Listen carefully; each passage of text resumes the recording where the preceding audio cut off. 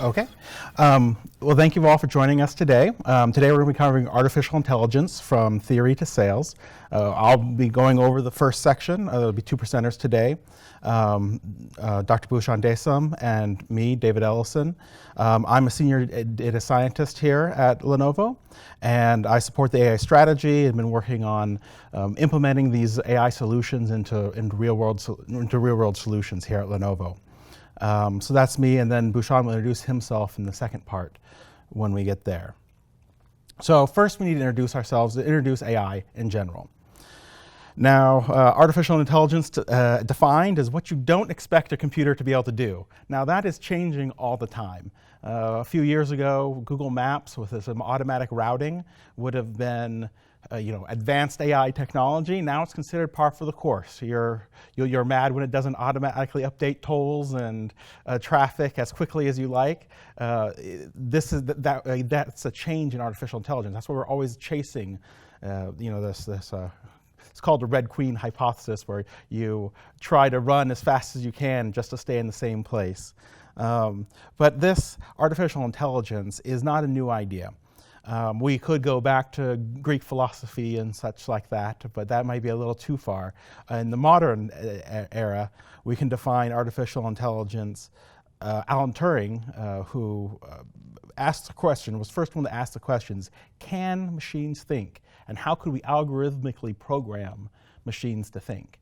And John McCarthy, a few years later, actually coined the word, the study of artificial intelligence. So this has been going back for quite some time in computer history, but it's been getting a lot more attention and excitement recently, as we'll get into.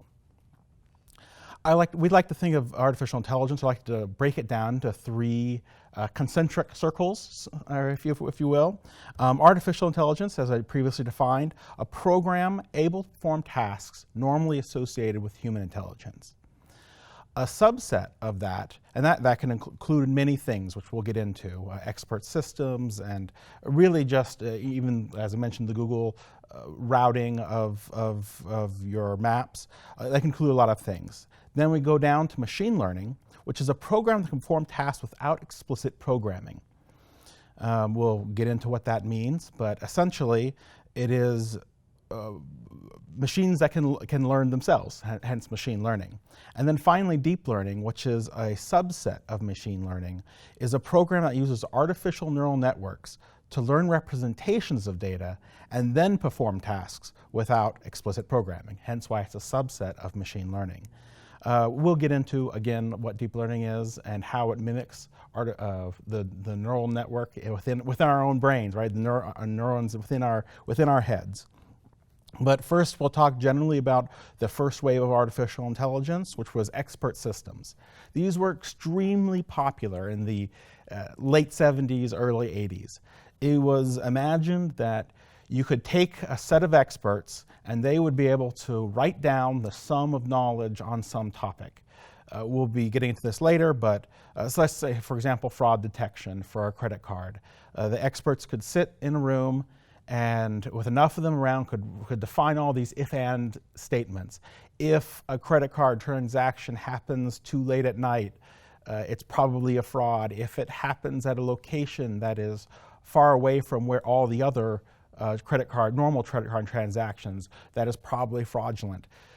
When these systems got implemented, you may remember back when when they first got implemented, you got a lot of false positives, a lot of rejected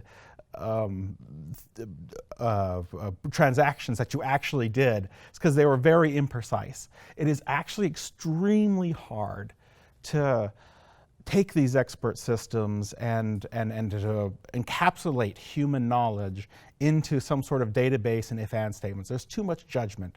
There's too much nuance in the data. This is still useful in many cases, but it was lacking. And in the late 90s, it started fading out as the end-all, be-all solution. So now we get into broad areas of machine learning. These are, again, programs that can learn without being explicitly programmed. And you can divide these into a couple different sections. and the y-axis with discrete and continuous, it's whether you're looking for, in your machine learning algorithm, we're looking for a specific item or whether you're looking for a range. So discrete as a classification, such as like 1, 2, or 3. A continuous would be all the numbers in between, all the fractions in between. That's the difference between discrete. Or discrete could be whether the person has blonde hair versus black hair. And these are discrete categories, whereas continuous would be all shades of hair color in between. Thanks.